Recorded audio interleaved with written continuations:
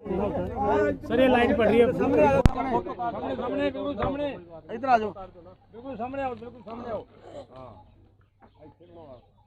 Ready है, शुरू करें। सर आज छठा दिन है और 6 दिन से लगातार धरना प्रदर्शन चल रहा है। यहाँ पर सारे पूर्व सैनिक हैं, इनमें कई बुजुर्ग सैनिक भी हैं, अलग अलग राज्य से यहाँ पर पहुँचे हुए हैं। तो कोई गवर्नमेंट का ऑफिशियल आपसे मिलने आया है? बिल्कुल। पहले जी मैं जिन्हें भी मीडिया कर आए हैं अपने अपने सारे चैनलों में मैं धन्यवाद करता हूँ कि आप हमारा कवरेज कर रहे हो, क्योंकि नेशनल मीडिया पे हमने 20 तारीख को इतना बड़ा एक प्रोग्राम किया था, लाखों के तादाद में साबका सैनिक देश के कोने कोने से आए थे। जो नेशनल मीडिया अपने आप को देशभक्त कहता है वो मीडिया ने हमारी कवरेज तक नहीं ली, कोई भी नेशनल चैनल वाला नहीं आया। तो आप लोग आए हो, आपका धन्यवाद है। मैं सूबेदार मेजर SP ਸਿੰਘ ਗੋਸਲ ਸਾਬਕਾ ਸੈਨਿਕ ਸੰਘਰਸ਼ ਕਮੇਟੀ ਨੈਸ਼ਨਲ ਐਡਵਾਈਜ਼ਰ। ਅਸੀਂ ਅੱਜ 6ਵਾਂ ਦਿਨ ਹੈ ਧਰਨਾ ਪ੍ਰਦਰਸ਼ਨ ਦਾ, ਕਿਉਂਕਿ 20 ਤਰੀਕ ਨੂੰ ਜਿੰਨੀਆਂ ਵੀ ਜਥੇਬੰਦੀਆਂ ਆਈਆਂ ਅਸੀਂ ਸਾਂਝੇ ਤੌਰ ਤੇ ਇੱਕ ਨਿਰਣਾ ਲਿਆ कि ये सरकार इतना बड़ा एजिटेशन होने के बावजूद भी हमारे पास कोई सरकारी प्रशासनिक अधिकारी नहीं आया। तो उसके बाद हमने जरा वा इसको धरने को कंटिन्यू रखने का जरा निर्णय लिया। तो अभी हमारा आज 6ठा दिन है। अज तक सरकार का कोई भी जरा प्रशासनिक अधिकारी साढ़े को नहीं आया, बल्कि कल खुद ही असी जरा वा जोड़े SHO साहब है यहाँ के उनके साथ हमारा डेलीगेशन गया। तो वहाँ पर डिफेंस मिनिस्टर और PMO ऑफिस और राष्ट्रपति भवन को हम अपना मेमोरेंडम विज्ञापन दे के आए। आपको जैसे आप धरना प्रदर्शन यहाँ पर कंटिन्यूसली कर रहे हैं पिछले 6 दिनों से और कंटिन्यूसली आपको परमिशन नहीं मिल रही है, आपको अगले दिन की परमिशन लेनी पड़ रही है, इसके बारे में क्या कहेंगे आप? हाँ जी, परमिशन हमारे को पहले दूसरे तीसरे दिन तो प्रॉब्लम आई थी, मना कर दिया था। तो फिर हमने जो भी अपना एक्शन किया और उसके बाद SSP साहब ने हमारे को बुला के तो हमारी मीटिंग हुई स्पेशल। तो उन्होंने परमिशन दिया है कि कंटिन्यू जरा परमिशन मिलता रहेगा, डेली हमारे को परमिशन लेनी पड़ती है। अभी कोई प्रॉब्लम नहीं आ रही है। सर ये बताइए कि सरकार का कोई को लेकर जवान के MSP को लेकर क्या मांग है आपकी? जवान की MSP का मतलब है कि ये मिलिट्री सर्विस पे होता है रिस्क भत्ता जो जवान, क्योंकि हमारा डिफेंस फोर्सेस जो है जी सेंट्रल गवर्नमेंट अप्लाई है उनसे एक्स्ट्रा थोड़ा बेनिफिट देने के लिए, क्योंकि ये इनका रिस्क ज़्यादा होता है, बॉर्डर पे रहते हैं। तो ये इसलिए MSP आई यूरोप कंट्रियों के पैटर्न से। और जहाँ पर हमारे साथ जरा इसमें भी वितकरा हुआ है, क्योंकि जरा जवान बॉर्डर के ऊपर होता है, देश की सरहदों के ऊपर, उसकी लाइफ को रिस्क ज़्यादा है। और जो हमारे अधिकारी है उनको वो पीछे होते हैं बंकरों में या ऐसी रूमों में, उनको रिस्क कम है। तो इसलिए रिस्क जी है पे जी है MSP जी है जवान को ज़्यादा मिलनी चाहिए, जबकि उल्टा हो गया। सरकार ने जरा जवानों को 5200 रुपया और जरा अधिकारियों को 15,500, ये एक बहुत बड़ा डिस्क्रिमिनेशन है। तो इसी के कारण ही हमारा जरा पेंशन में जरा ज़्यादा बढ़ोतरी नहीं हुई MSP के कारण। दूसरा जरा पे फैक्टर है, 7वां पे कमीशन होया, उहदे विच भी सरकार ने जरा डिस्क्रिमिनेशन किया है अधिकारियों के साथ। और हमारे को 2.57 दे के अधिकारियों को 2.81 दे के, उसके कारण भी जरा ORP सेकंड रिवीजन हुआ अभी जनवरी में सरकार ने अनाउंस किया। उसमें हमारे JCO जवानों को कोई खास फायदा नहीं होया, थोड़ा बहुत सिपाही तो हौलदार तक हुआ है। उसके बाद JCO रैंक, ऑनरी रैंक और जो प्री मेचर आए हैं उनको उससे लंबे रखा गया, उनको कोई भी उसकी बढ़ोतरी नहीं हुई। भेदभाव हो रहा है, भेदभाव हो रहा है। किया जा रहा है ये भेदभाव? अभी भेदभाव तो ये तो सरकार को सोचना चाहिए। भेदभाव का कारण ही ये है कि हमने आज तक जितनी भी एजुटेशन हुई है हमने अधिकारियों का साथ दिया, अधिकारियों को मोटे किया, वो उनको अपना गुरु माना, क्योंकि हमने उनके पीछे संख्या बल दिखाया और अधिकारियों ने हमने उनके ऊपर विश्वास किया और हमारे साथ ही हमारे कठ दिखा के सरकारों के ऊपर दबाव बना के उन्होंने खुद अपने बेनिफिट लिए और हमारे साथ विश्वासघात किया। उसी का कारण हमारे को आज जरा सड़कों के ऊपर JCO जवानों को आना पड़ा। नहीं तो पहले तो हम अधिकारियों के पीछे ही जो भी कोई एजिटेशन करते थे, लेकिन जब हमारे साथ धोखा हुआ है तब पूरे देश के साबका सैनिक जागे हैं और अलग तौर पर हम JCO जवान जो ओवर रैंक किया उन्होंने हमने एजिटेशन शुरू किया अपनी हक की मंगा। सर आपने कहा कि अब तक सरकार का कोई नुमाइंदा आपसे मिलने के लिए नहीं आया है। हाँ, तो क्या इसे सरकार की बेरुखी समझा जाए? हाँ जी, बिल्कुल सरकार की बेरुखी समझेंगे। एक तरफ से हमारे प्राइम मिनिस्टर साहब बहुत हमदर्दी दिखाते हैं हमारे जोड़े जवानों के साथ, होली दिवाली पे लड्डू खिलाने जाते हैं, लेकिन हम भी तो वो अभी हमारे सर्विंग जो है अभी कर रहे हैं, हम उससे पहले करके आए हैं वो ड्यूटियाँ। तो हमारा भी जोड़ा साबका सैनिकों का भी जहाँ जोड़े साढ़े शहीद हो गए आ बार्डर के उत्ते देश ਨੂੰ बचाने की खातर उन्होंने शहीद परिवारों की तो पेंशन पहले भी नहीं बढ़ी ORP 1 ਦੇ ਵਿੱਚ, तो ये भी कोई फायदा नहीं होया।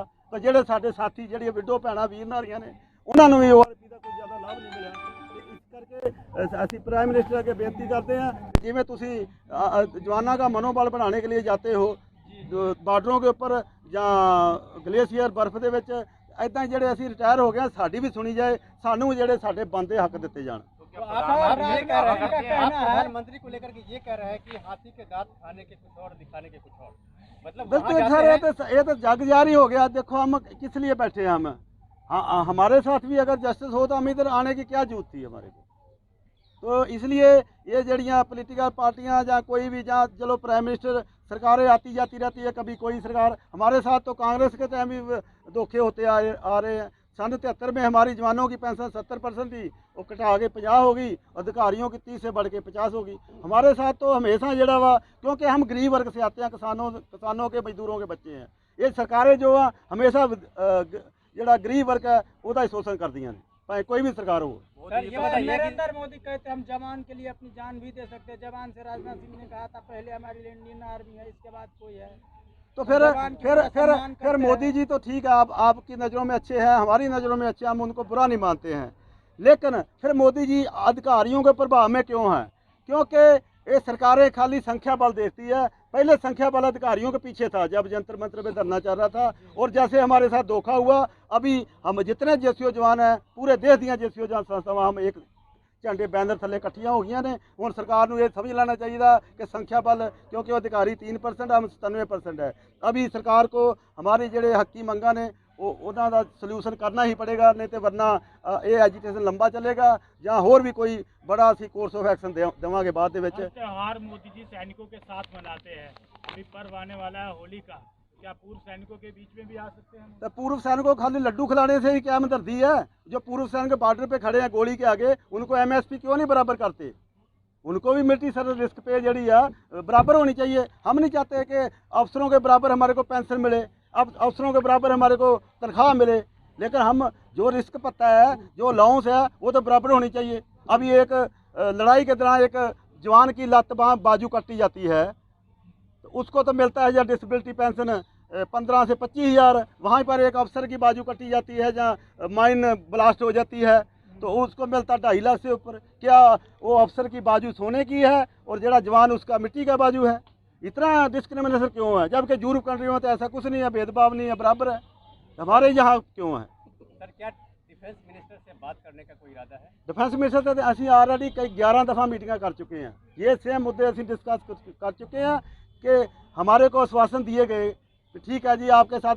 डिफेंस मिनिस्टर ने माना, सबसे पहले हम पारीकर साहब से मीटिंग किया था 16 में, तो उस टाइम ही उन्होंने माना था कि वाकई जड़ जवानों के साथ डिस्क्रिमिनेशन है, इसको हम धीरे धीरे जब सॉल्व करेंगे। उसके बाद सॉल्व करने तो चलो डिफेंस मिनिस्टर जड़े पारीकर साहब वो नहीं रहे इस दुनिया में, उसके बाद जो भी डिफेंस मिनिस्टर आए हैं उनसे हमने मीटिंगें की है। राजनाथ सिंह भी लास्ट मीटिंग हमारी 28 दिसंबर 22 को हुई थी। ये मुद्दे सारे डिस्कस किए हैं, लेकिन सरकारें भी संख्या बल देखती हैं। हमने बताया पहले को संख्या बल, उनको पता था कि अधिकारियों के पीछे हम ज़्यादा थे। पहले अधिकारियों के पीछे जितनी भी एजिटेशन हम दरिया कुर्सी बसाओं तक सीमित थे हमारे जेसीओ जवान।